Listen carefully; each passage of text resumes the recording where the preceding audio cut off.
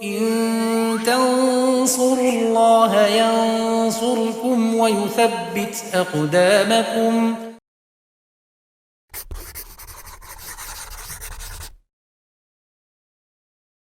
Alhamdulillah wassalatu wassalamu ala rasulillah wa ala alihi wa sahbihi wa mawalah wa la hawla wa la quwata illa billahi wa ba'd. Kaum muslimin dan muslimah rahimani wa rahimakumullah, kita masih berada di hadis yang ke-48.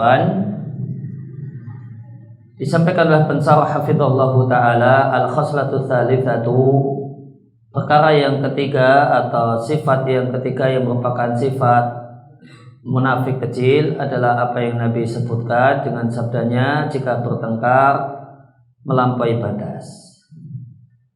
Yakni bil fujur, yang dimaksud dengan fujur adalah keluar dari lingkaran kebenaran secara sengaja, berarti berani bohong supaya memenangkan pertengkaran. Hatta yajalul haqqa batila, sehingga dia jadikan yang benar itu batil, yang batil itu benar. Waqad thabata, terdapat dalam hadis yang sahih sabda Nabi sallallahu alaihi wasallam, sesungguhnya kalian berperkara di hadapanku, wala alla, dan boleh jadi sebagian kalian ayakuna alhana bi hujjatihi, lebih pandai menyampaikan argumennya dibandingkan yang lainnya, sehingga aqdilahu, qadalahu berarti memenangkan, kalau qada'ala berarti dikalahkan, sehingga aku memberikan keputusan lahu, memenangkan dia, ala nahwi mimma asma'u, sebagaimana yang aku dengar minhu darinya. Maka hadis ini dalil bahasanya al-hukmu ala dhahir, penilaian itu berdasarkan lahiriah. Lahiriah orang yang bertengkar, ya mana yang argumentasinya lebih memuaskan. Itu lahiriah dalam penilaian di antara dua orang yang berseteru dan berselisih dan bertengkar. Faman qata'tu lahu, namun keputusan pengadilan itu tidak mengubah hukum senyatanya. Maka di sini kita jumpai perbedaan antara hukum dunia dan hukum akhirat. Maka aku potongkan untuknya, aku ambilkan untuknya hak saudaranya, syai'an, sesuatu, janganlah dia mengambilnya. Karena hanyalah aku potongkan untuknya bihi, dengan putusan tersebut, potongan neraka. Maka hukum dunia itu tidak mengubah hukum akhirat. Hukum akhirat disebut juga dengan hukum indallahi. Hukum dunia yang benar adalah si A, karena itu tanah ini milik A. Hukum dunia. Padahal realitanya itu sama dengan hukum Allah. Padahal realitanya sebidang tanah itu milik B. Maka putusan pengadilan itu hukum dunia, tidak mengubah hukum Allah Subhanahu wa taala, tidak mengubah hukum akhirat. Maka di sini kita jumpai hukum dunia itu terkadang berbeda dengan hukum akhirat.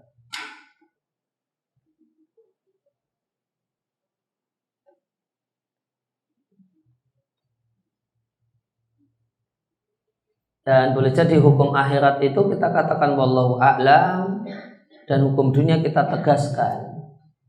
Misalnya jika ada anak orang kafir mati, maka dia anak orang kafir, maka kita katakan anak ini dalam hukum dunia statusnya orang kafir.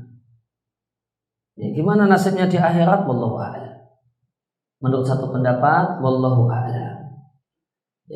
Nabi mengatakan Allah a'lamu bima hum amilun, Allah yang lebih tahu tentang amalnya. Nah, kemudian hal yang keempat, jika membuat perjanjian melanggar perjanjian, tidak memenuhi perjanjian, padahal Allah memerintahkan untuk memenuhi perjanjian. Allah berfirman, wa aufu bil ahdi, penuhilah perjanjian, innal ahda kana mas'ula, sesungguhnya perjanjian itu akan dimintai pertanggungjawaban. Melanggar perjanjian disebut ghodar.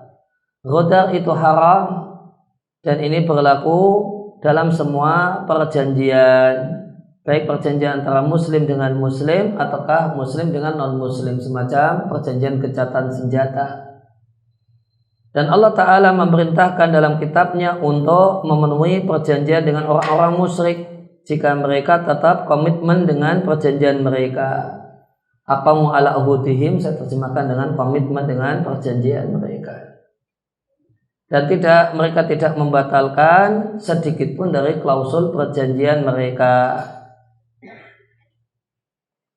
Wa min a'dhami ma, dan perkara yang paling penting termasuk dalam hal ini adalah tindakan sebagian orang yang membatalkan ahdal imam, perjanjiannya dengan kepala negara setelah dia membaiatnya, dengan dia keluar dari baiat. Terdapat dalam hadis yang sahih Nabi SAW bersabda, 3 jenis orang yang tidak akan Allah ajak bicara pada hari kiamat. Allah tidak akan memandangnya dengan pandangan kasih sayang, Allah tidak akan mensucikannya. Yuzakihim boleh diterjemahkan dengan 2 terjemah, Allah tidak akan mensucikannya, boleh juga diterjemahkan dengan Allah tidak akan memujinya. Walahum adabun alim, dan untuknya siksaan yang pedih. Maka Nabi sebutkan di antara 3 orang tersebut adalah seorang yang membaiat seorang imam, seorang kepala negara, namun ternyata dia tidaklah berbaiat kecuali karena dunia. Jika dia diberi dunia, wafa, dia penuhi perjanjian. Jika sang penguasa tidak memberinya dunia, minha dunia, lam yafi, dia tidak melaksanakan dan tidak mau konsisten dengan perjanjiannya. Wa yadkhulu fi hadhil uhud wal mubaya'at, dan termasuk dalam hal ini adalah al-uhud, berbagai macam perjanjian, semisal perjanjian kerja atau kontrak kerja, perjanjian beasiswa. Misalnya ada perjanjian harus selesai nanti, kalau kemudian setelah selesai sekolah harus bekerja di dalam negeri misalnya. Ini uhud, ini perjanjian. Wal mubaya'at, berbagai macam jual beli, perjanjian jual beli. Wal ankihah, perjanjian pernikahan. Fahadihi, maka hal-hal di atas wajib dipenuhi perjanjiannya selama tidak mengandung klausul yajibul wafa'u biha. Wa idza ihtawat ala surutin, maka jika memuat klausul perjanjian, fa wajibal wafa'u, maka wajib melaksanakan bihadis suruti, klausul perjanjian tersebut. Ya, maka di sini kalau yang di atas uhud wa mubaya'at itu akadnya. Ya, kalau memang sudah komitmen untuk berakad, ya laksanakan. Kemudian jika dalam akad tersebut terdapat surut, terdapat klausul perjanjian, maka wajib dilaksanakan. Hal yang kelima yang termasuk sifat kemunafikan kecil adalah khianat terhadap amanah. Jika seorang diberi amanah, wajib baginya untuk melaksanakannya berdasarkan firman Allah Ta'ala. Sebenarnya Allah memerintahkan kalian untuk menunaikan amanah kepada orang yang semestinya mendapatkannya. Dan firman Allah Ta'ala, baik orang-orang yang beriman, janganlah kalian khianat kepada Allah dan Rasul, janganlah khianat terhadap amanah-amanah kalian padahal kalian mengetahuinya. Walhasil kesimpulannya, nifak kecil itu yarji'u ila, itu mengacu kepada ikhtilafus sarair, perbedaan yang tersembunyi dari yang terlihat. Maka inti dari nifak asghar adalah manakala sisi sarair, sisi yang tersembunyi itu beda dengan apa yang terlihat dan bisa diakses oleh banyak orang. Oleh karena itu para sahabat mengkhawatirkan nifak pada dirinya. Dan yang dimaksudkan adalah nifak semacam ini, perbedaan sisi lahiriah dengan sisi batiniyah. Oleh karena itu, yang baru sepatunya masing-masing dari kita mewaspadai kemunafikan. Wa min a'dhami khisalin nifaqi, dan di antara sifat kemunafikan kecil yang paling besar adalah seorang itu melakukan satu amal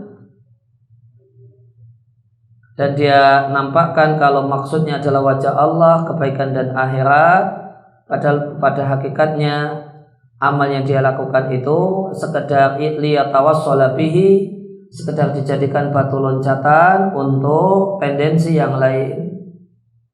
Fayatawassalu bihadil khati'ah, maka dengan tipu-tipuan semacam ini dia bermaksud ila gharadihi, untuk mendapatkan tendensinya, dan dia gembira dengan makar dan tipuannya, dan manusia memujinya atas apa yang dia nampakkan, padahal dia yatawassalu bihi, menjadikannya sebagai batu loncatan untuk gharadi as-sayyi, untuk tendensinya yang buruk yang dia sembunyikan. Oleh karena itu hendaknya seorang muslim waspada dengan hal semacam ini. Sebagaimana firman Allah Ta'ala, janganlah orang-orang yang bergembira dengan apa yang mereka lakukan menyangka, dan demikian juga orang yang ingin dipuji dengan sesuatu yang tidak mereka lakukan, janganlah mereka menyangka terbebas dari adab. Walahum adabun alim, bagi mereka siksaan yang pedih. Maka di antara hal yang tercela adalah yuhibbuna ayyuhmadu biman lam yaf'alu, dipuji dengan sesuatu, ingin dipuji dengan sesuatu yang tidak dia lakukan. Dan ini satu hal yang ini satu sifat yang buruk, dan kita jumpai contoh dari salaf mengajarkan pada kita untuk menghindari hal ini. Jadi hadis tentang 70.000 umat Muhammad yang masuk surga tanpa hisab, tanpa adab. Ada dialog Sa'id bin Jubair dengan muridnya. Sa'id bin Jubair bertanya, siapakah yang semalam melihat bintang jatuh? Maka muridnya Sa'id bin Jubair mengatakan, salah satunya mengatakan saya. Namun murid Sa'id bin Jubair ini tidak ingin dia dipuji dengan sesuatu yang tidak dia lakukan. Dan padahal bintang jatuh itu terjadi di akhir malam. Bintang jatuh semalam itu terjadi di akhir malam. Maka ketika muridnya mengatakan saya, dia khawatir kalau dia dikira bangun malam, dikira tahajud, sehingga bisa lihat bintang jatuh itu karena tahajud. Maka beliau mengatakan saya lihat bintang jatuh semalam, tapi itu karena saya tersengat binatang berbisa, bukan karena saya bangun malam, bukan karena saya tahajud. Ini contoh di mana tidak ingin termasuk dalam kategori sifat orang munafik, ingin dipuji dengan sesuatu yang tidak dilakukan.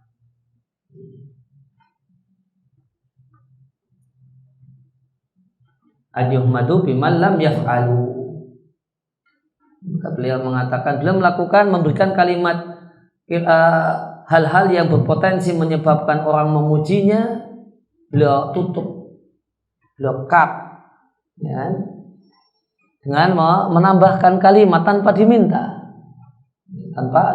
Namun saya bisa melihat bintang jatuh tadi malam karena saya tersengat binatang berbisa, tidak bisa tidur.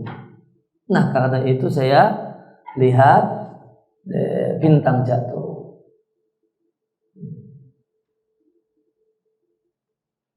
Ya, kemudian hadis yang ke-49 dari Umar bin Khattab radhiyallahu anhu dari Nabi sallallahu alaihi wasallam, Nabi mengatakan, "Lau annakum tawakkaltum 'ala Allahi haqqa tawakkulih." Jika kalian bertawakal kepada Allah dengan sebenar-benar tawakal, La razaqakum kama yarzuqut tayra. Niscaya Allah akan berikan rezeki kepada kalian sebagaimana Allah berikan rezeki pada burung. Tardu berangkat di waktu pagi khimasan dalam keadaan perut kosong, wa taruhu dan pulang sore hari bitonan dalam keadaan perut kenyang. Dia Imam Ahmad, Tirmidzi, Nasai, Ibnu Majah, Ibnu Hibban dan Al-Hakim. Tirmidzi mengatakan hasan sahih. Dalil isi kandungan hadis ini firman Allah Ta'ala di surat At-Talaq, siapa yang bertakwa kepada Allah akan Allah jadikan baginya jalan keluar dan Allah berikan rezeki dari arah yang tidak dia sangka. Siapa saja yang tawakal kepada Allah maka Allah akan mencukupinya. Hasbuhu artinya kafihi, Allah mencukupinya. Hakikat tawakal adalah asidqu, ketulusan dan pasrahnya, bersandarnya hati kepada Allah untuk mendatangkan maslahat dan mencegah bahaya berkaitan dengan masalah dunia ataupun akhirat. Karena Allah Subhanahu wa Ta'ala tidaklah memberi, tidak pula mencegah pemberian, tidak pula wala yadur wala yanfa'u, tidak ada yang bisa memberikan madarat dan manfaat ahadun satupun selain Allah Subhanahu wa Ta'ala. Dan tawakal itu tidak bertentangan dengan melakukan usaha. Asbab saya terjemahkan dengan usaha, as-sa'yu saya terjemahkan dengan melakukan. Oleh karena itu Allah Ta'ala berfirman, jika sholat Jumat telah selesai, bertebaranlah kalian di muka bumi dan carilah sebagian karunia Allah. Oleh karena itu Allah berfirman tentang ketika kondisi perang, wahai orang-orang yang beriman, waspadalah kalian, ambillah kewaspadaan kalian. Wa min huna, dari sini hukum berobat menurut pendapat yang paling kuat tidak bertentangan dengan tawakal, bahkan huwa min badil asbab, itu bagian dari melakukan usaha. Badli saya terjemahkan dengan melakukan, asbab usaha. Fayakunu, sehingga ini termasuk hal yang disyariatkan. Wa katsirun minan nasi, dan banyak orang utia di sini maknanya letternya kan diberi. Utia di sini artinya salah paham, diberi salah paham. Wa katsirun minan nasi, banyak orang utia salah paham karena sedikitnya dia tahqiq mewujudkan tawakal atau diberi masalah yang malahan. Wa katsirun minan nasi utia, banyak orang itu utia hidupnya susah, bermasalah dalam hidup itu karena tidak maksimal mewujudkan tawakal pada dirinya. Dikarenakan dia wukuf mal asbab dzahirah, hanya mengandalkan usaha lahiriah. Oleh karena itu mereka membuat capek dirinya dengan melakukan usaha dan bersungguh-sungguh melakukan usaha betul-betul sungguh-sungguh. Fa idza fata matlubuhu, maka jika dia tidak mendapatkan apa yang dicari, tahassaru, sedih atau menyesal. Jika dia tidak mendapatkan matlubum, apa yang dicari, tahassaru, menyesal. Dan ini menyebabkan mereka mendapatkan alhamma wal gham. Alham itu galau, memikirkan sesuatu yang belum terjadi. Kalau gham, memikirkan yang sedang terjadi.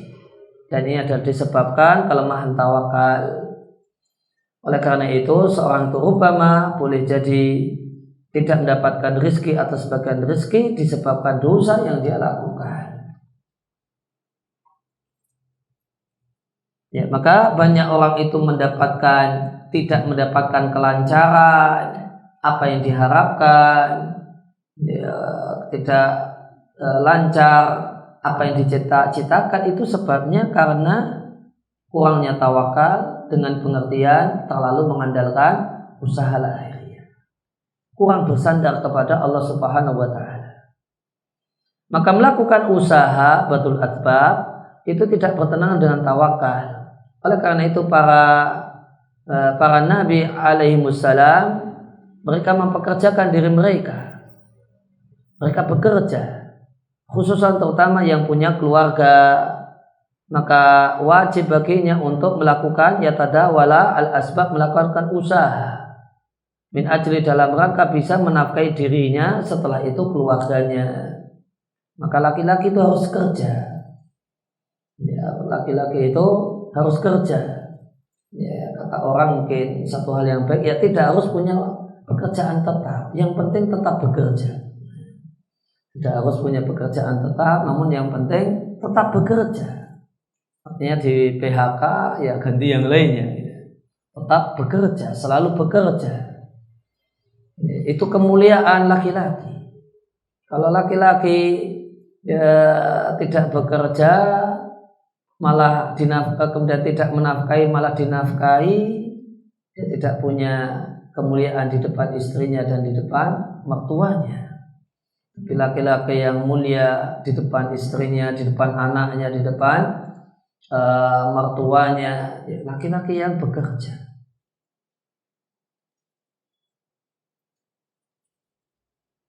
Waqad warada, terdapat dalam hadis, cukuplah seorang laki-laki itu berdosa manakala dia menelantarkan orang yang wajib dia nafkahi. Dan di hadis yang lain Nabi katakan mukmin yang kuat imannya lebih baik dan lebih Allah cintai dibandingkan mukmin yang lemah imannya. Namun jangan remehkan yang imannya lemah, karena iman itu mahal. Iman itu mahal. Wa fi kullin khairun. Pada masing-masing dari yang mukminnya imannya lemah atau imannya kuat itu terdapat kebaikan yang besar. Maka mukmin itu iman itu mahal, status sebagai muslim itu sangat bernilai. Maka ketika kita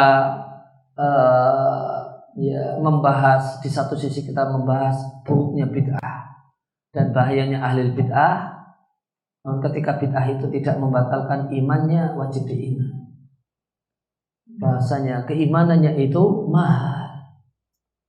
Orang yang paling rendah keimanannya sehingga menjadi penghuni neraka, penghuni surga yang terakhir, itu Allah balas. Allah balas iman yang paling minim karena dia manusia terakhir yang masuk surga dengan kenikmatan dunia 10 kali lipatnya. Kenikmatan dunia 10 kali kenikmatan dunia. Itu iman yang paling kecil. Demikian balasan Allah Subhanahu wa ta'ala. Maka selama itu tidak membatalkan iman, maka ketika seorang itu punya iman, maka imannya itu satu hal yang sangat-sangat berharga. Maka Nabi membawakan kalimat antisipasi supaya orang tidak meremehkan, mengecilkan orang yang imannya lemah dengan Nabi katakan wa fi kullin khair. Semuanya mengandung kebaikan yang besar. Antusias untuk melakukan hal yang bermanfaat, minta tolong sama Allah, jangan merasa tidak mampu. Jika terjadi satu musibah, jangan katakan seandainya aku melakukan demikian, jika seandainya aku melakukan, karena di saya akan terjadi demikian dan demikian. Namun katakanlah qadarullahi wa ma syaa fa'ala. Ada dua cara baca, boleh qadarullahi sehingga maknanya adalah hada qadarullahi. Boleh juga qadarullahu wa ma syaa fa'ala. Maknanya qadarahullahu. Jadi boleh qadarullahi. Kalau qadarullahi ini ada mubtada yang dibuang. Ya, takdirnya adalah hada qadarullahi. Atau qadarullahu boleh. Wa ma syaa fa'ala, dan apa yang Allah kehendaki itulah yang terjadi, karena berandai-andai itu membuka kerja setan. Kerja setan untuk larut dalam kesedihan, kerja setan untuk untuk kemudian tidak terima dengan takdir yang telah terjadi, tidak berandai-andai. Itu manfaat berandai-andai dalam situasi seperti ini. Wa makna hadal kalam, makna kalimat ini bahasanya orang yang tawakal pada Allah dengan betul-betul tawakal, la ya'ti bitawakuli,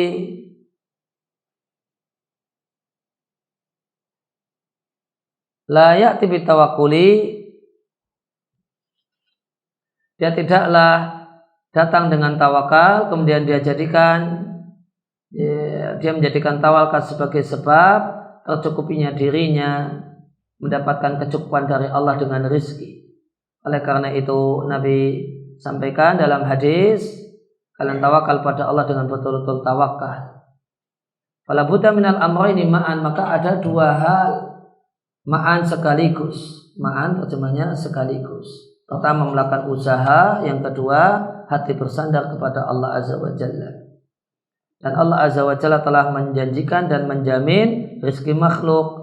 Dalilnya firman Allah Ta'ala, wa ma min dabbatin, tidak ada satupun binatang melata di muka bumi kecuali wajib atas Allah memberikan rezeki untuknya.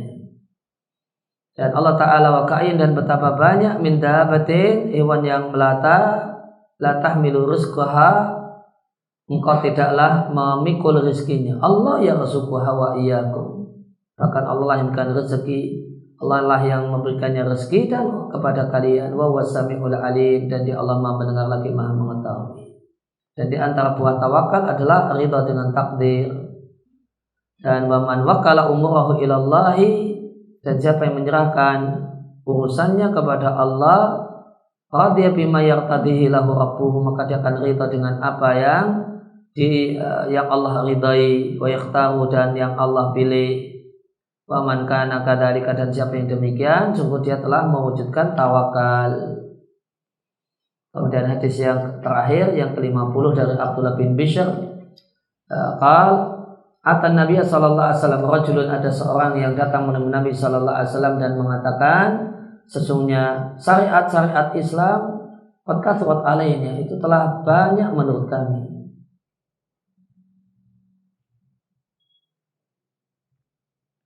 Maka saya minta satu pintu, satu bab, natamassaku bihi, yang kami pegang erat-erat, yang itu adalah babun jami'un, satu hal yang sudah lengkap pada. Kalau Nabi sallallahu alaihi wasallam mengatakan, lisanmu terus menerus basah karena berzikir mengingat Allah Azza wa Jalla. Dia Imam Ahmad dengan redaksi ini. Terdapat banyak nas yang memerintahkan untuk memperbanyak zikir mengingat Allah. Ya ayyuhalladzina amanu, wahai orang-orang yang beriman, ingatlah Allah. Udzurullaha dzikran katsira, banyak-banyaklah mengingat Allah dan bertasbihlah memuji Allah, bukratan wa asila, pagi dan sore. Dan Allah Ta'ala, wadzurullaha katsiran la'allakum tuflihun, banyak-banyaklah mengingat Allah supaya kalian beruntung. Maka di antara amalan iman adalah memperbanyak mengingat Allah, lain hanya dengan orang munafik. Itu sepertinya fa'innahum yadhkurunallaha, mereka mengingat Allah, akan tapi mereka tidak banyak mengingat Allah. Allah Ta'ala berfirman, innal munafiqina, orang-orang munafik menipu Allah dan Allah menipu mereka. Jika mereka orang-orang munafik berdiri untuk mengerjakan sholat, mereka berdirinya malas. Mereka riya, ingin dilihat oleh manusia, menjadi mahalus syahid. Wala yadhkurunallaha illa qalila, tidaklah ingat Allah kecuali sedikit. Maka mereka orang munafik ingat Allah, akan tetapi ingatnya mereka dengan Allah itu sedikit, lain hanya dengan orang-orang yang beriman. Orang beriman itu sifatnya rajin dan sering banyak mengingat Allah. Dalam Sahih Muslim dari Ibunda Aisyah radhiyallahu anha adalah Rasulullah sallallahu alaihi wasallam ingat Allah, berzikir mengingat Allah dalam setiap keadaannya. Wayang bari, dan sepatutnya seorang muslim terpengaruh dengan zikirnya, karena dengan cara dia memikirkan makna dan pesan dalam kalimat-kalimat zikir yang dibaca. dalam hadis tentang 7 orang yang Allah beri naungan, pada naungannya di hari tidak ada naungan kecuali naungan Allah. Nabi katakan rajulun dzakarallaha khaliyan. Ada seorang yang rajul di sini mencakup mar'ah. Ya, sehingga rajulun di sini maknanya sakhsun, seorang yang mengingat Allah. Khalian dalam keadaan sepi sunyi. Fafadat ainahu, lantas 2 matanya berlinangan air mata. Wa yatarattab ala dzikri, dan dampak dari zikir adalah ketenangan hati. Dan Allah akan menyebut-nyebut seorang hamba. Allah Ta'ala berfirman, alladzina amanu wa tatma'inna qulubuhum, orang-orang yang beriman dan hatinya tenang karena mengingat Allah. Ala bi dzikrillah tatma'innul qulub, ingatlah dengan mengingat Allah hati itu tenang. Namun perlu diketahui bahasanya zikirlah dalam hadis, dalam ayat ini ada 2 pendapat ahli tafsir. Karena perlu diketahui bahasanya zikirlah itu masdar mudhof. Ketika masdar itu dimudhofkan, maka kaedahnya mudhof ilaihnya itu punya 2 kemungkinan makna. Boleh jadi bimaknal fa'il, boleh jadi bimakna maf'ul bihi. Kalau hamba berzikir mengingat Allah, zikrullah itu maknanya adalah hamba berzikir mengingat Allah, berarti Allahnya jadi apa? Jadi apa? Jadi maf'ul bihi. Tapi kalau zikir itu diartikan dengan peringatan yang datang dari Allah untuk hamba, maka Allahnya jadi fa'il. Maka berkenaan dengan ayat ala bi dzikrillah tatma'innul qulub, maka ada ahli tafsir yang memaknai dzikrillah di sini Allah itu maf'ul bihi. Berarti zikir hamba mengingat Allah itu menenangkan hati. Pendapat yang kedua, dzikrillah itu Allahnya fa'il. Sehingga sehingga zikir artinya peringatan Allah. Peringatan Allah maksudnya peringatan yang datang dari Allah. Maksudnya Al-Quran. Maksudnya Al-Quran, syariat Islam, ajaran Allah dan Rasulnya. Ala ingatlah bizikrillahi, dengan mengamalkan peringatan yang datang dari Allah, hati akan tenang.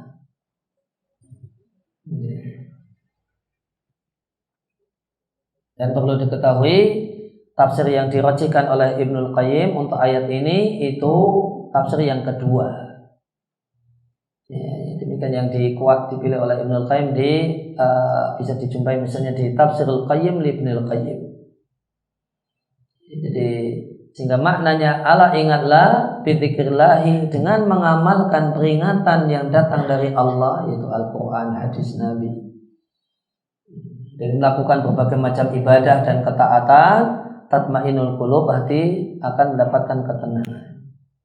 Allah Ta'ala berfirman, fadkuruni adkurkum, ingatlah kalian kepadaku, aku ingat kepada kalian. Ini dalil al-jaza' min jinsil amal, balasan itu sejenis dengan perbuatannya. Washkuruli, berterima kasihlah kepadaku, wala takfurun, dan janganlah ingkar padaku. Wa yata'akkadu al-iktharu, dan ditekankan untuk banyak berzikir mengingat Allah di sebagian keadaan. Di antaranya adalah ketika orang yang beriman berjumpa dengan musuh orang kafir di medan perang. Allah Ta'ala berfirman, ya ayyuhalladzina amanu, wahai orang-orang yang beriman, jika kalian bertemu dengan kelompok, yaitu kelompok orang kafir, fathbutu, tegarlah kalian, sabarlah kalian, wadhkurullaha katsira, dan banyak-banyaklah mengingat Allah supaya kalian beruntung.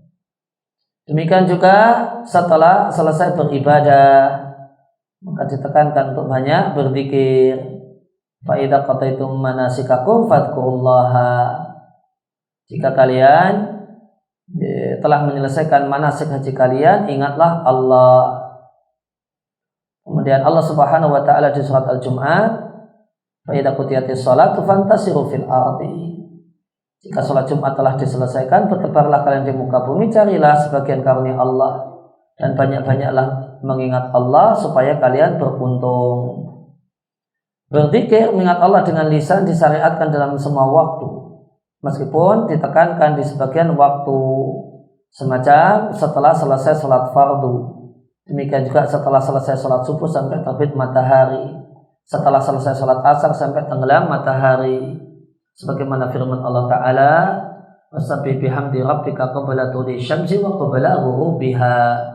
Bertasbihlah memuji Rabbmu sebelum terbit matahari, yaitu habis subuh, wa qabla ghurubiha, dan sebelum tenggelamnya matahari, yang disebut dengan zikir pagi dan petang. Maka yang baru sepatutnya seorang muslim memilih redaksi yang jami'ah, yang lengkap, yang syarat makna. Faqad warada, terdapat dalam hadis dari Ibnu Abbas dari Juwairiyah bintil Haris, bahasanya Nabi SAW, Juwairiyah ini istri Nabi SAW keluar dari rumahnya Juwairiyah di waktu pagi pada saat sholat subuh. Wahia, dan Juwairiyah itu fi masjidiha, di tempat sujudnya, maksudnya di tempat sholatnya di rumah.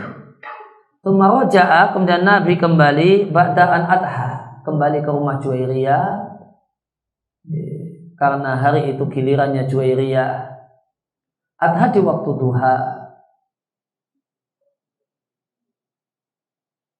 Wa yajalisatun, dan Juwairiyah masih saja duduk di tempat sholatnya tadi. Nabi berangkat, Juwairiyah itu duduk di tempat sholatnya, pulang masih di situ. Faqala, lantas Nabi mengatakan, Nabi bertanya, apakah engkau terus menerus dalam keadaan ini, yaitu yang merupakan keadaan saat aku meninggalkanmu sejak tadi? Kata Juwairiyah, betul. Faqala Nabi sallallahu alaihi wasallam, lantas Nabi sallallahu alaihi wasallam mengatakan, sungguh aku telah mengatakan setelah meninggalkanmu 4 kalimat sebanyak 3 kali. Seandainya 4 kalimat itu ditimbang dengan semua zikir yang kau ucapkan sejak hari ini, lawazanathum, niscaya 4 kalimat yang aku ucapkan lebih berat daripada zikir yang kau baca sejak tadi, yaitu subhanallahi wa bihamdi adada khalqihi wa ridha nafsihi wa zinata arsihi wa midada kalimatihi. Sebanyak 3 kali. Maksudnya Allah dengan memujinya sebanyak makhluknya, dan pujian yang itu mendatangkan ridha Allah, dan itu pujian seberat arsy-Nya dan sebanyak tinta untuk menulis firman-firman-Nya. Dan Nabi SAW menyukai al-jawami' minad doa, doa yang jami', doa yang lengkap, yaitu yang syarat makna, yang padat syarat makna. Dan Nabi tinggalkan ma baina dzalika, selain itu. Wa hadza akhirul ahadits, inilah hadis terakhir yang ditambahkan oleh Ibnu Rajab untuk melengkapi Arba'in An-Nawawiyah. As'alullaha, aku mohon kepada Allah, ayuwafiqana lil khair, supaya Allah memberikan taufik untuk kita semua dalam kebaikan, dan memberikan karunia kepada kami dan Anda sekalian ilmu yang bermanfaat dan amal saleh. Sallallahu wasallam ala nabiyina Muhammadin wa ala alihi washabihi ajma'in. Intaha, alhamdulillahi rabbil alamin.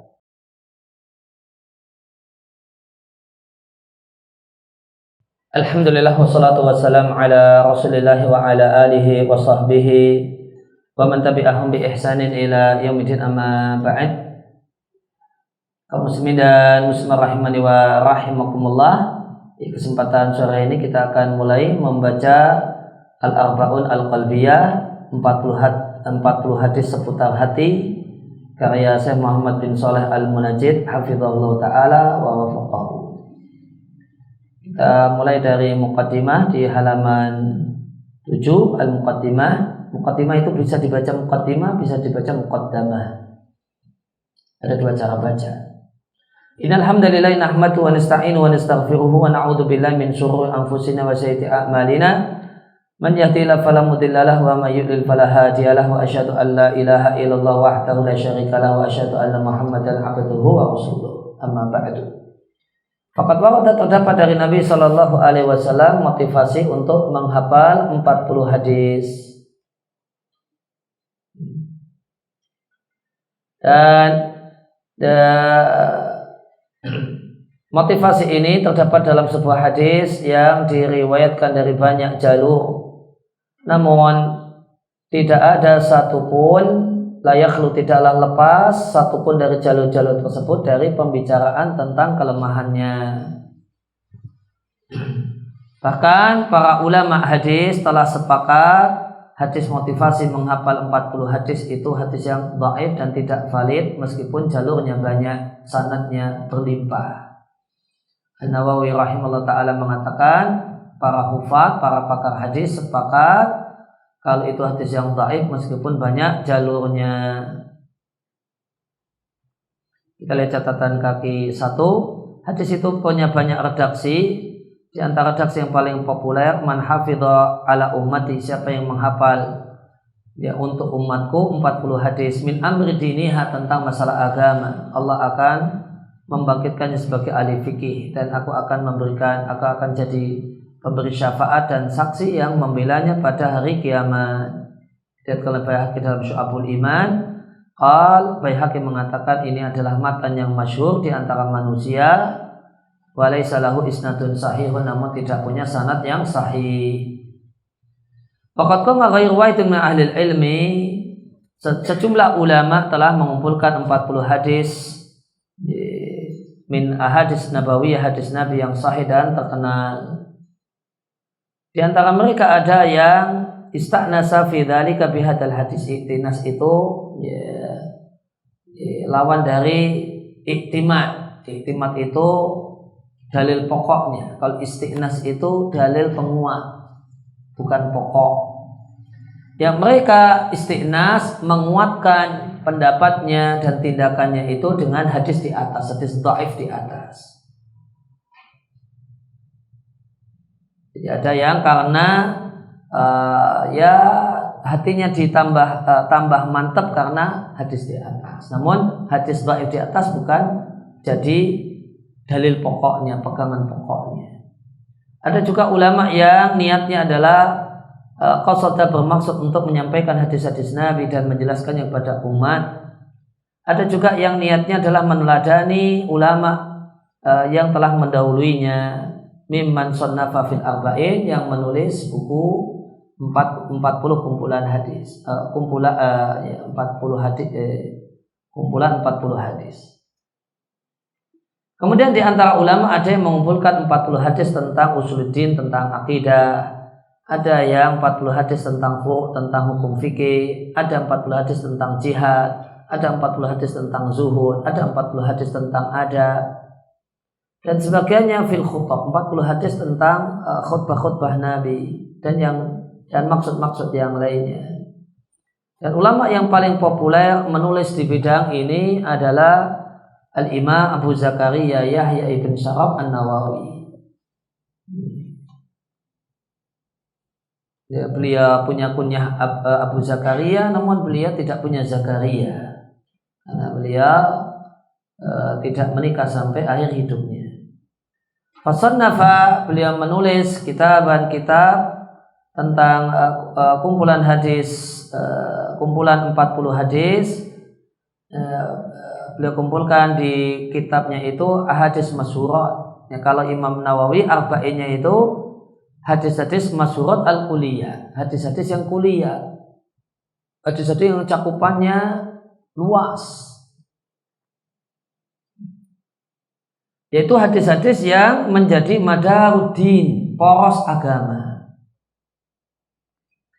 Maka dalam rangka meneladani mereka para imam, tamma jam'u arba'in haditsan, maka terwujudlah pengumpulan 40 hadis tentang hati dan penjelasan keutamaan hati dan istimewanya hati dibandingkan anggota tubuh yang lain, dan urgensi perhatian dengan hati, urgensi tentang baiknya hati, bersihnya hati dari noda, dan terapi hati dari berbagai macam penyakit dan penyakit.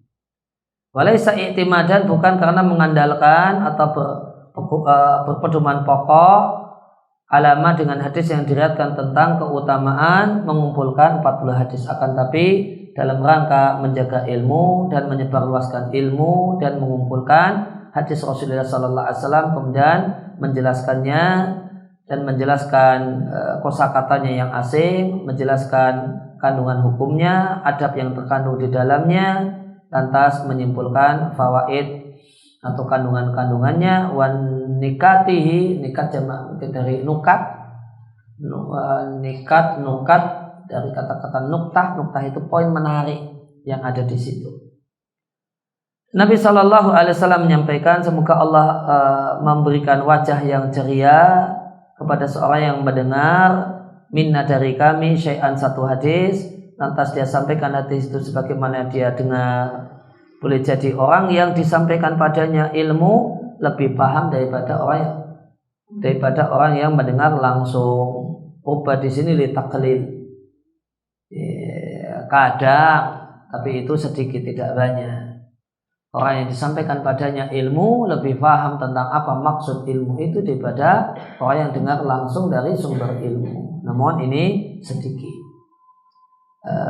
karena yang banyak itu standar. Yang dengar langsung dari sumber ilmu lebih paham daripada yang tidak dengar langsung. Al-arba'una al-qalbiyah, halaman 11. Tidaklah diragukan bahasanya hati adalah pemimpin anggota badan, amiruha pemimpinnya. Jika hati baik, baiklah badan seluruhnya. Jika rusak, rusaklah badan seluruhnya.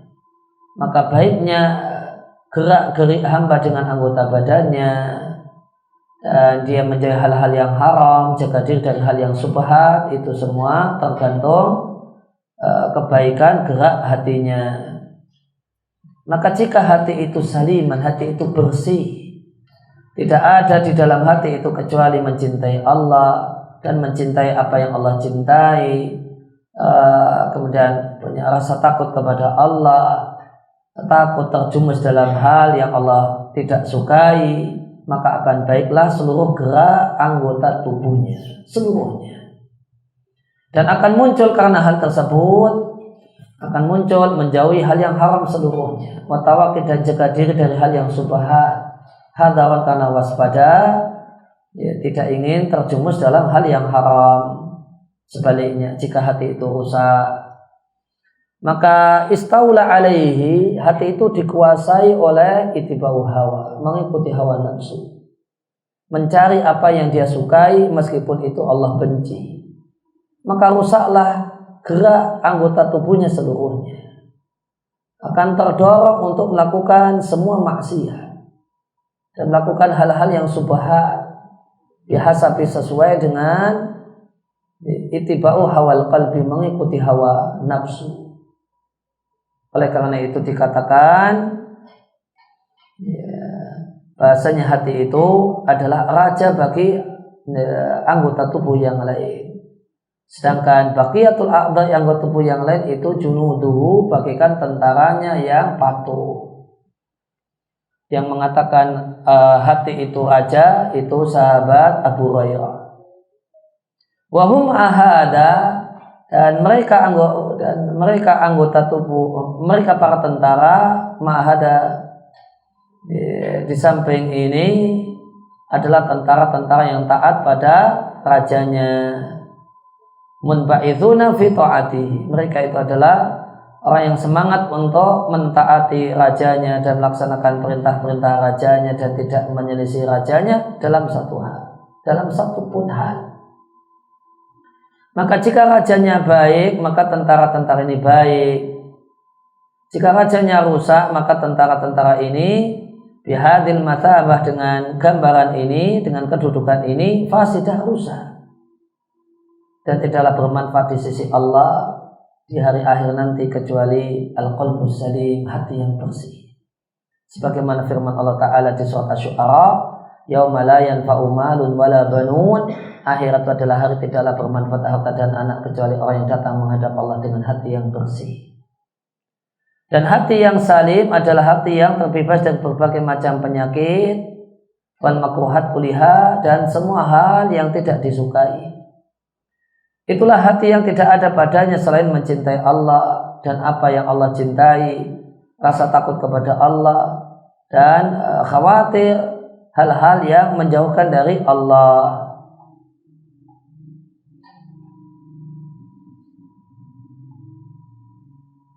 Wa idza nafatta, maka jika Anda menembus dari halaman dada ila musyahadatihi, untuk melihat langsung hati, wajata, maka Anda jumpai malikan aziman, hati itu bagaikan raja besar duduk di atas singgasana kerajaannya. Ya'muru wa yanha, dia ngasih komando, memerintah dan melarang. Yuwalli, mengangkat. Wa ya'zil, dan mencopot. Faqad haffa bihi al-umara, dan dia raja tersebut, raja besar tadi, dikelilingi oleh al-umara, para amir, para penguasa kecil, para gubernur, wuzara, para menteri dan tentara, semuanya melayani sang raja. Jika raja ini bagus, maka baguslah semuanya. Jika raja ini zagha, menyimpang, semuanya menyimpang. Jika raja ini sehat, semuanya jadi sehat. Jika raja ini rusak, semuanya jadi rusak. Fa'ali al-mu'awwal, maka dialah yang jadi mu'awwal, tolak ukur atau tolak ukur. Dan dialah yang menjadi sasaran pandangan Allah Ta'ala. Dia adalah tempat untuk mengenal Allah. Hati itu tempat mengenal Allah, tempat mencintai Allah, tempatnya ada rasa takut kepada Allah, tawakal kepada Allah, inabah, kembali dengan semangat kepada Allah, ridha dengan Allah, ridha bihi wa anhu. Ubudiyah, penghambaan seluruhnya, awalan, pada awalnya, alaihi, pada hati. Sedangkan pada rakyatnya hati dan tentaranya hati itu tabaan, itu derivah. Hati dulu yang menghambakan diri kepada Allah, baru ada sholat, baru ada puasa Ramadan dan seterusnya. Maka hal yang paling mulia dalam diri seseorang adalah hatinya. Karena hati itulah yang berilmu tentang Allah. Hati itulah yang bergerak mendekat kepada Allah. Hati itulah yang mencintai Allah. Hati itulah tempatnya iman. Hati itu tempatnya pengetahuan. Wa al-mukhatab al-mab'us ila ar-rusul. Hati itulah yang diajak bicara. Hati itulah sasaran pengutusan para rasul. Rasul itu diutus untuk menyentuh hati manusia. Bukan hanya sekedar bicara dengan raga tanpa hati. Namun Rasul itu diutus untuk mendakwai hati manusia, menyentuh hati manusia. Dan hati itu al-makhsus, sesuatu yang istimewa, diistimewakan dengan berbagai macam pemberian. Pemberian untuk hati diantaranya adalah iman. Iman diletakkan di hati. Pemberian untuk hati diberi akal, sedangkan anggota badan yang lain cuma mengikuti hati. Dan hati itu memanfaatkan anggota tubuh sebagaimana raja memanfaatkan lil abid, budak-budaknya, sebagaimana seorang ra'i, seorang penguasa memanfaatkan rakyatnya. Walladhi yasri, dan yang menjalar sampai ke anggota badan berupa ketaatan dan maksiat, inamaya, hanyalah jejak hati. Maka fa'in adlama, jika hati itu gelap, maka anggota badan seluruhnya gelap. Jika hati itu bersinar, maka semua anggota badan bersinar. Wa ma'aha, dan meskipun demikian hati itu di antara dua jemari dari semua jemari Allah Ar-Rahman. Maha suci Allah, zat yang membolak-balikkan hati dan zat yang meletakkan pada hati ma yasha'u, apa saja Allah kehendaki berupa rahasia-rahasia gaib. Ya Allah, Allah zat yang menghalangi antara seseorang dan hatinya. Ini kutipan ayat Al-Quran, yahulu bainal mar'i wa qalbihi. Yang dimaksud dengan yahulu bainal mar'i wal qalbihi itu, orang itu bisa berubah di last minute.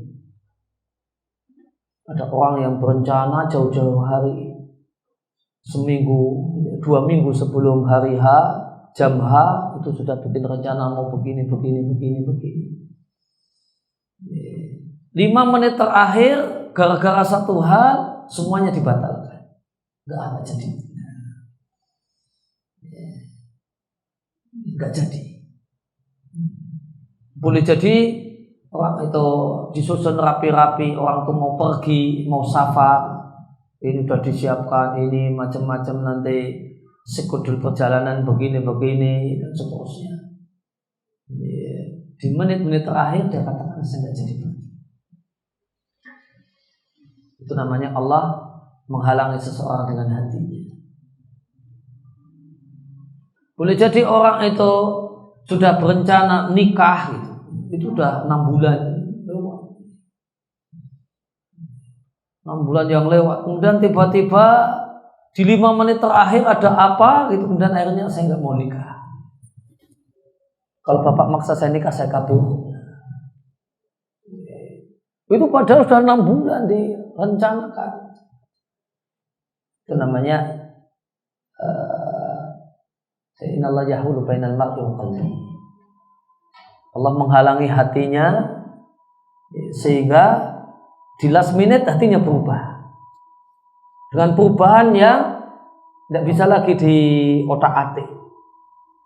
Dengan perubahan yang final. Itu yahulu bainal mar'i wa qalbi.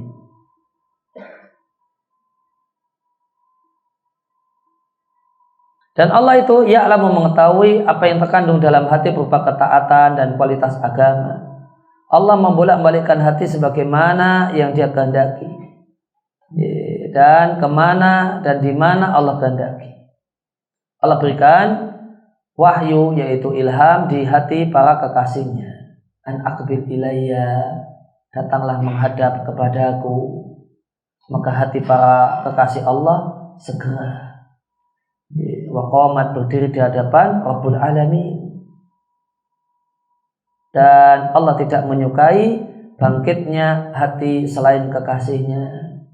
Fatabbatahum, sehingga kalau bukan wali Allah, maka hati bukan wali Allah itu tabbatahum, Allah gembosi.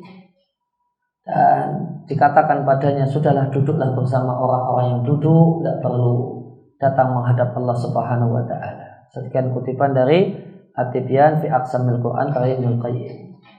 Kita memohon pada Allah agar Allah bersihkan hati kita, Allah kokohkan hati kita di atas agamanya, dan Allah belokkan hati kita untuk mentaatinya. Innahu sami'un qarib, Dia adalah zat yang maha mendengar dan maha dekat. At-ta'ribu bil qalbi, definisi hati. Al-Qari Mula Ali-Qari rahimahullah ta'ala mengatakan, qalbu dalam bahasa Arab artinya membelokkan sesuatu il-aksihi kepada arah sebaliknya. Wa minhu al-qalbu, oleh karena itu hati disebut qalbu likasrati taqallubi, karena sering berubah-ubah. Sebagaimana diisyaratkan oleh hadis, sesungguhnya hati di antara 2 jemari Allah yang Allah ubah-ubah sebagaimana yang Dia kehendaki. Oleh karena itu Rasulullah SAW sangat sering berdoa, ya muqallibal qulub, zat yang membolak-balikkan hati, tegakkan hatiku pada agamamu. Seorang penyair mengatakan, qalbu itu disebut qalbun min taqallubi, karena suka bolak-balik. Fahdar alal qalbi min qalbin wa tahwilin, maka waspadalah terhadap hati min qalbin yang berubah-ubah, wa tahwilin dan berubah. Nah, qalbu itu ada sisi fisik dan sisi non fisik. Walau zahir, ya, qalbu itu ada sisi fisiknya, aspek fisik. Ya, kalau aspek fisik untuk qalbu itu jantung.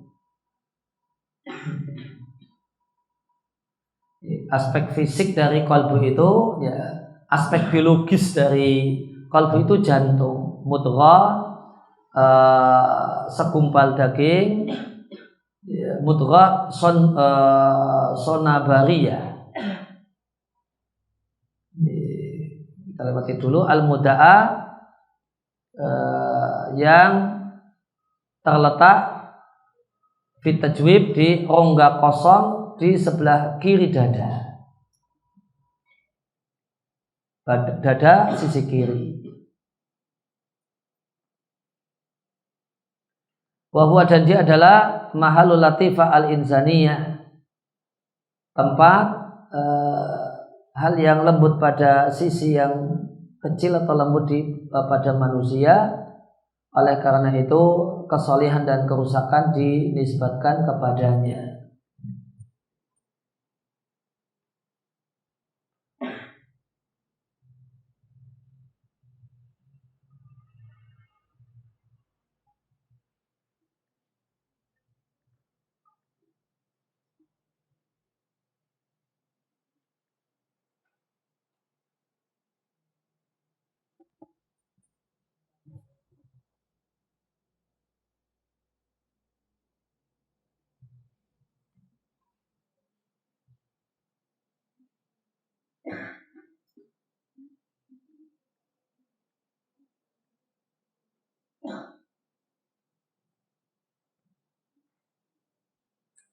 Sonobar itu cemara, pohon cemara.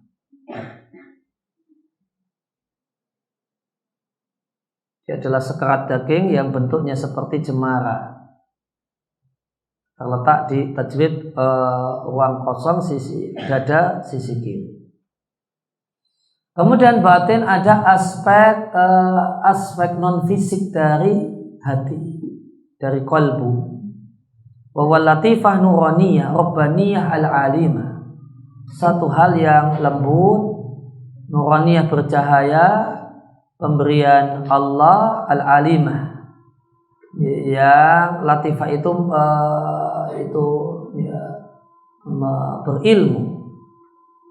Biha yakunul insan insanan, dengan hati itulah manusia menjadi manusia. Biha dengan hati manusia itu yasta'idu, siap untuk melaksanakan perintah dan larangan, mentaati perintah dan larangan. Wabiha dan dengannya hati, baiknya badan dan rusaknya anggota badan. Ya, maka qalbu itu terjemahnya kalau biologis jantung. Terjemahnya kalau sisi batinnya, terjemahnya dalam bahasa kita hati. Maka jantung itu mempengaruhi baik dan tidaknya anggota tubuh. Kalau jantung itu problem, rusak, error, ya, maka banyak error di badannya.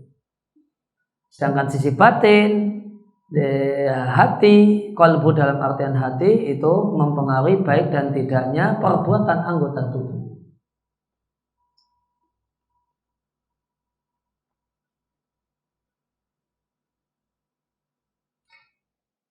Wa yata'attara al-qalbu bisofaihi, dan hati itu bisa sofa jernih, wa yatanawar dan bercahaya. Lantas cahayanya itu yang akis mantul ke badan, sehingga muncul darinya amal-amal yang baik. Itulah yang dimaksud dengan baiknya hati. Namun jika hati itu diberi asupan haram, jadilah dia martaan, tempat yang enak bagi setan dan nafas dan jiwa. Akhirnya dia kemudian keruh, fayataqaddar, kemudian keruh, fayudlim, lantas gelap. Kemudian gelapnya ini mantul ke badan, sehingga tidaklah muncul darinya kecuali maksiat, dan itulah yang dimaksud dengan kerusakan hati.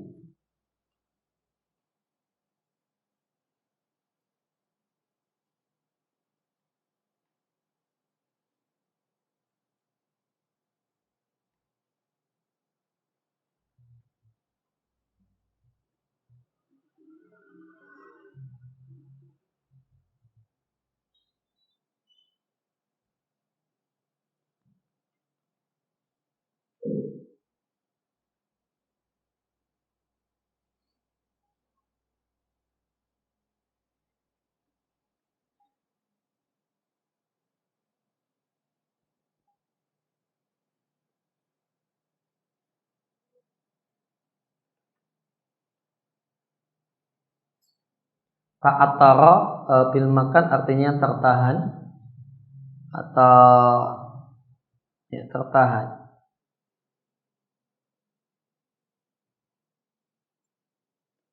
maka ya, hati itu bisa terkepung, tertutupi kejernihan dan bercahaya. Kemudian Ibnul Jauzi rahimahullah ta'ala mengatakan, qalbu dalam pengertian jantung adalah potongan, adalah qit'atun naddamin, adalah sepotong darah, jamidatun yang beku, sauda warnanya hitam. Dan dia mustaqinun fil fuadi, dan dia tersimpan dalam fuad. Wa baitun nafsi, dan dia adalah tempatnya jiwa, dan dia adalah rumahnya akal. Hati disebut hati litaqallubi karena dia berbolak-balik. Kalau secara biologis karena dia berdenyut. Taqallub artinya denyutan jantung. Kalau secara non fisik ya karena dia berubah-ubah.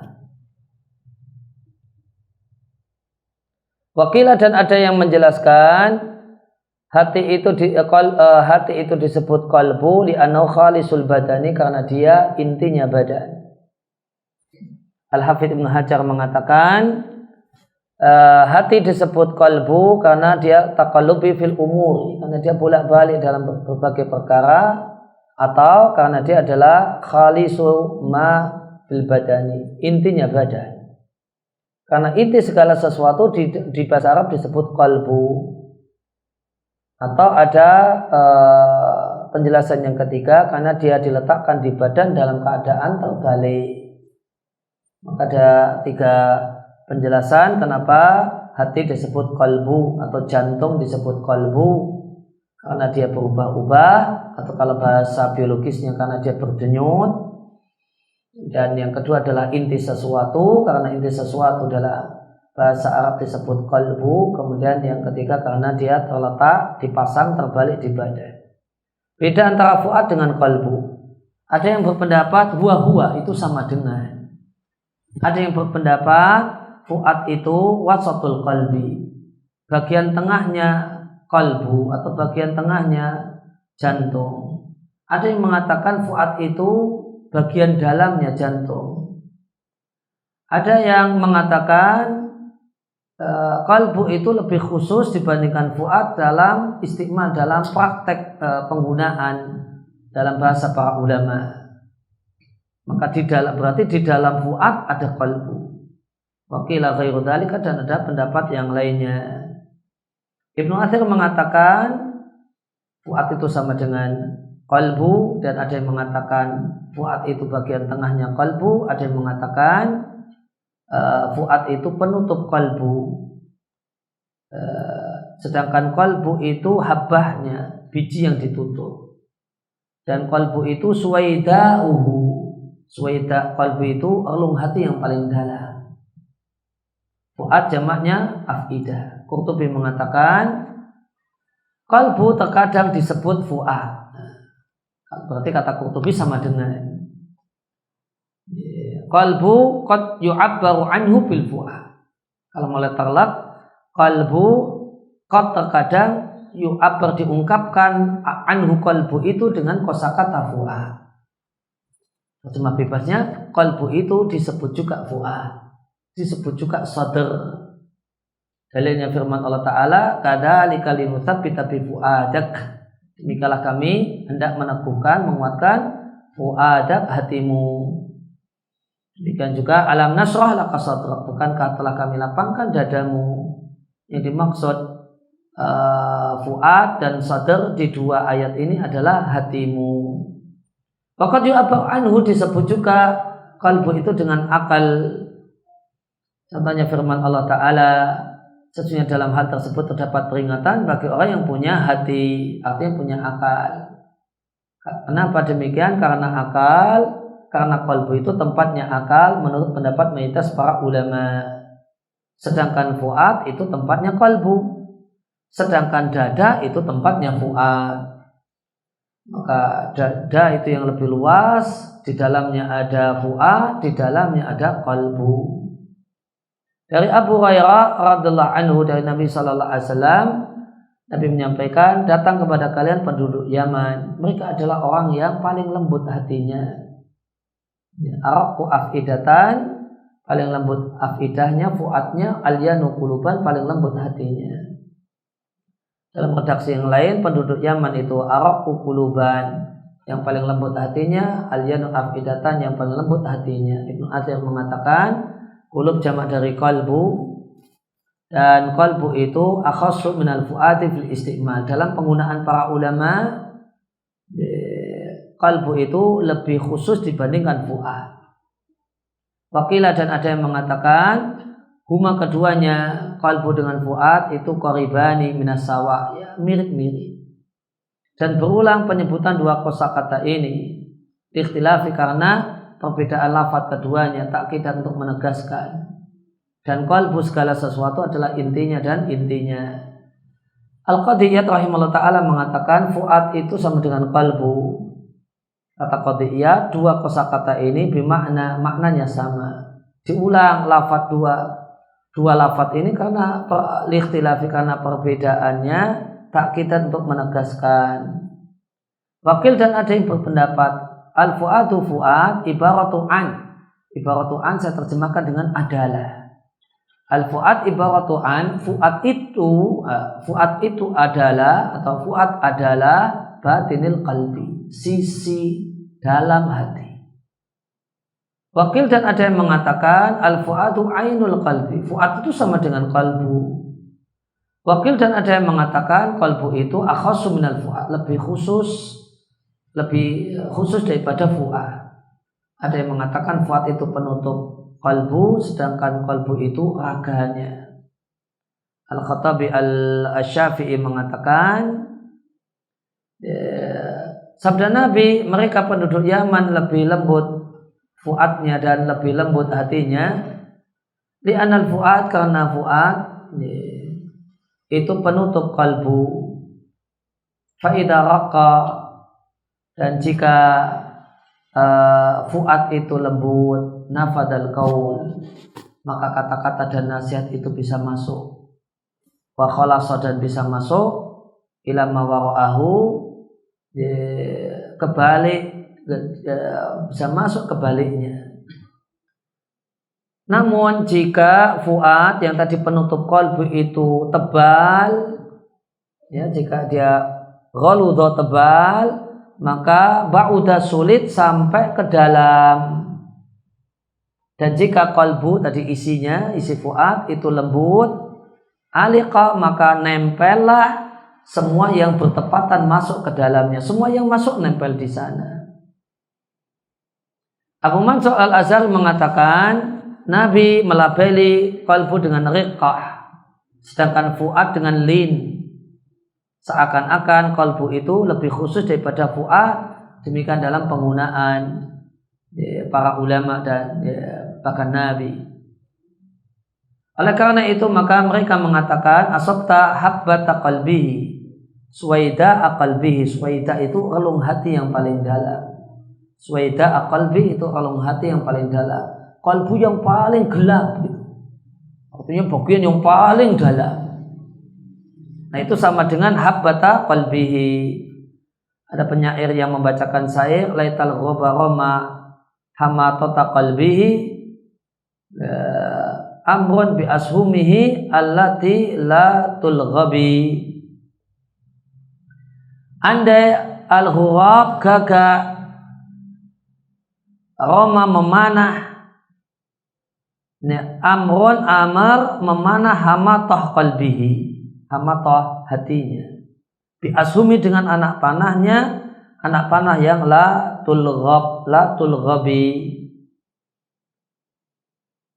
Hamatah sama tulghab.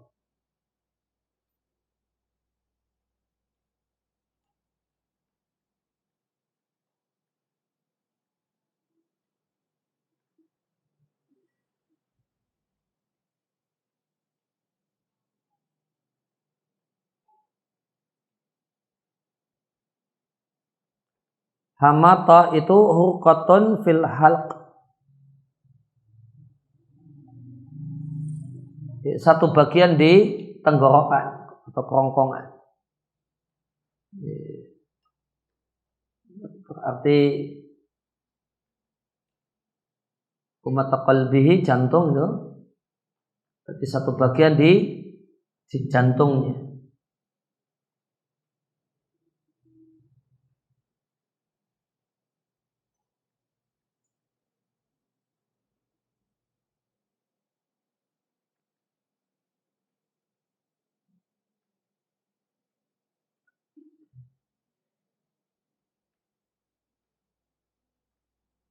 Lagab itu capek. Anak panahnya yang tidak pernah capek. Wakilah dan ada yang mengatakan qalbu dengan fuad itu qariban minasawa, ya mirip-mirip. Diulang dalam hadis karena perbedaan lafaz keduanya dan tujuannya adalah taukid. Ada juga ulama yang mengatakan qalbu disebut qalbu karena dia berubah-ubah, berdenyut, dan disebut fuad litaharuqihi karena dia demikian terbakar alaman yashfuku alaihi, untuk orang yang dia demikian kasihan padanya. Taharuk itu terbakar maksudnya emosi, demikian tersentuh emosinya pada orang yang dia kasihan dengannya. Dan aku lihat di antara orang Arab ada orang yang menamai dagingnya jantung, termasuk lemaknya dan penutupnya itu disebut qalb. Namun aku juga jumpai, aku lihat sebagian orang Arab menamainya fu'ad. Dan aku tidaklah menolak bahasanya qalbu adalah sesuatu yang menggantung yang berwarna hitam fi jawfihi, di dalam jantung. Wallahu a'lam. Menimbang qalbu kulli syai' itu intinya wa khalisu, dan intinya. Al-Laits mengatakan ji'tuka bihadzal amri qalban. Kalau ada kalimat aku datang kepadamu dengan perkara ini qalban artinya murni, tidak tercampur sesuatu apapun. Ini dari Tahdhibul Lughat karya An-Nawawi. Abu Bakar Al-Anbari mengatakan para ahli bahasa mengatakan hati disebut qalbu karena ditaqallubi, karena dia berubah-ubah, wa kathratu taghayyurihi, dan karena sering berubah. Asalnya dari qalabtu syai' aqlubuhu qalban. Dan orang Arab menggunakan kata-kata qalbu dengan maksud akal. Mereka mengatakan qaddallahu qalbu ala syai'. Qalbunya menunjukkan sesuatu, maksudnya akalnya menunjukkan sesuatu. Allah Ta'ala berfirman, inna fi dzalika, dalam hal tersebut terdapat peringatan bagi orang yang punya qalbu. Yang dimaksudkan adalah siapa saja yang punya akal wa tamyiz, dan bisa membedakan. Namun terkadang mereka gunakan kata-kata fu'ad dan maksudnya akal dan qalbu. Al-Khattabi Asy-Syafi'i mengatakan sebagian ulama za'ama beranggapan bahwasanya fu'ad adalah penutup qalbu, sedangkan qalbu adalah intinya dan bagiannya yang paling hitam dan paling gelap. Dalilnya Rasulullah sallallahu alaihi wasallam mengatakan penduduk Yaman datang kepada kalian di Madinah dan mereka adalah orang yang paling lin qalbunya dan paling lembut fuadnya. Ar-Rahib Al-Asbahani rahimallahu taala beliau menyampaikan fuad itu seperti qalbu, akan tapi yuqalu lahu fuad, disebut fuad idza tubira fihi makna tafa'udi, jika dipertimbangkan unsur tafaqud. Tafaqud itu artinya tawakut, menyala-nyala. Fada'tul lahma artinya aku memanggangnya. Lahmun fa'idun artinya daging yang masywiyun, dipanggang. Jamaknya fuad afidah. Allah Ta'ala berfirman, faja'al afidata minan nas, jadikanlah hati manusia condong kepada mereka. Wa afidatum hawa, hati mereka itu hawa qasa, narullahil muqaddah allati tattali'u 'alal afidah. Nah, semua afidah di sini taksisul afidah disebutkan secara khusus afidah bukan qalbu, tanbihun, untuk mengisyaratkan ala farti ta'tsirin lahu, karena sangat terpengaruh. Ini mungkin bisa kita jadikan pegangan ya, karena diletakkan di akhir oleh penulis, berarti kesimpulannya adalah perkataan Ar-Rahib Al-Asbahani. Ya sebenarnya fuad sama qalbu itu sama, cuma digunakan kata-kata fuad ketika mengambil satu sudut pandang, yaitu sudut pandang bahasanya hati itu sedang tawakkut, ya, tafakut tadi, yaitu demikian terpengaruh dengan emosi. Sisi emosionalnya, nah itu disebut fuad. Sisi terpengaruhnya, nah itu fuad.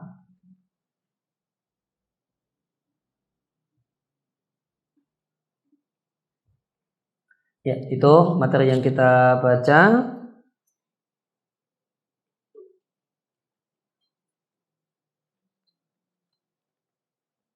Kemudian bagaimanakah bacaan ibu yang sholat sebagai imam bersama anak-anaknya yang belum balik, apakah tetap disunahkan baca jahar? Ya, bahkan jahar itu dianjurkan meskipun sholat sendirian.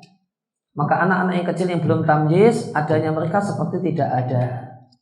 Sehingga hakikatnya ibu ini sholat sendirian. Dan sholat sendirian itu menurut Syafi'iyah dan yang lainnya tetap dianjurkan untuk dibaca jahar. Hukum mengikat rambut yang panjang saat sholat dibedakan antara laki-laki dan perempuan. Kalau laki-laki rambutnya gondrong kemudian diikat pakai karet dan sebagainya, hukumnya makruh. Nabi katakan orang yang laki-laki yang sholat dalam keadaan rambutnya diikat itu seperti orang yang bersujud dalam keadaan tangannya ditaruh di belakang. Ya, kalau untuk perempuan tidak mengapa. Ini aturan khusus laki-laki.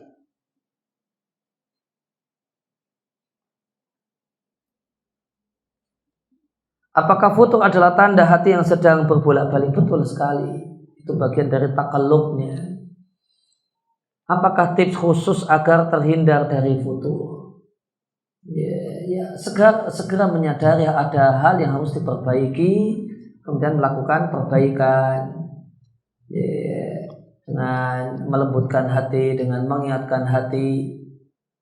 Dan yang paling mudah sebenarnya adalah ketika ilmu itu tertanam kuat sehingga dia bisa mengontrol takallubnya hati. Jadi dikendalikan. Bolak-baliknya hati itu dikendalikan dengan ilmu, itu yang paling mudah untuk supaya hati itu kembali normal. Tapi kalau ilmu pengetahuan kalah dengan perasaan, nah itu sulit itu toh. Saya tahu yang benar kayak gitu, tapi saya nggak mau kayak gitu. Nah itu kan susah. Saya tahu ini, musibah, saya harus sabar, tapi saya nggak mau sabar. Saya maunya histeris gitu. Nah, itu kan susah itu kalau dia ilmu teorinya tahu gitu, tapi saya nggak mau gitu, atau saya nggak mampu, saya nggak bisa gitu. Saya tuh tahu ini dosa gitu. Saya tahu ini dosa. Ya, sebel sama ibunya kemudian sampai nyaci ibunya. Saya tahu ini dosa. Saya sudah ngaji. Saya tahu dosa, nggak boleh misu ibu, tapi ibu tuh jagali banget kok. Ada. Jadi dia ilmunya kalah gitu. Maka ya hatinya kondisinya berubah, tidak dalam kondisi normal. Ketika ilmu itu bisa ngontrol hati, nah itu lebih mengontrol takallub hati, di situ akan mudah untuk stabil.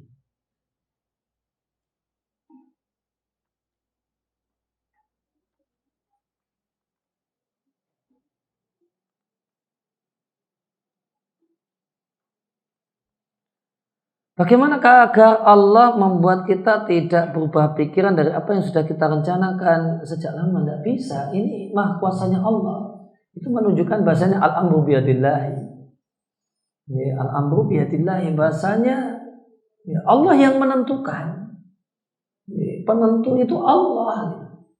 Ini maha kuasanya Allah terlihat di sini. Manusia cuma sekedar bisa berusaha, berencana, sudah sebulan direncanakan, tiba-tiba 5 menit di detik terakhir nggak jadilah. Gagalkan semua. Ya, apalagi dia posisinya bos, posisinya pimpinan. Rugi ya nggak apa-apa, ya sudah kan susah. Ketika yahulul mar'u bainar mar'i wa qalbi ditambah dia bos, ya sudah, rugi nggak apa-apa. Tapi kalau orang itu bukan bos kan masih mikir-mikir gitu ya. Oh ini sudah keluar duit sekian, ini keluar duit sekian, duitnya ngepas masa ya nggak jadi. Nah, itu mungkin bisa ditimbang-timbang demikian. Tapi kalau dia posisinya bos kemudian terjadilah yahulu bainal mar'i wa qalbihi, nah itu lebih mudah untuk terjadi, dan disitulah kita lihat kuasa Allah Subhanahu wa taala. Maksudnya al-amru biyadillah.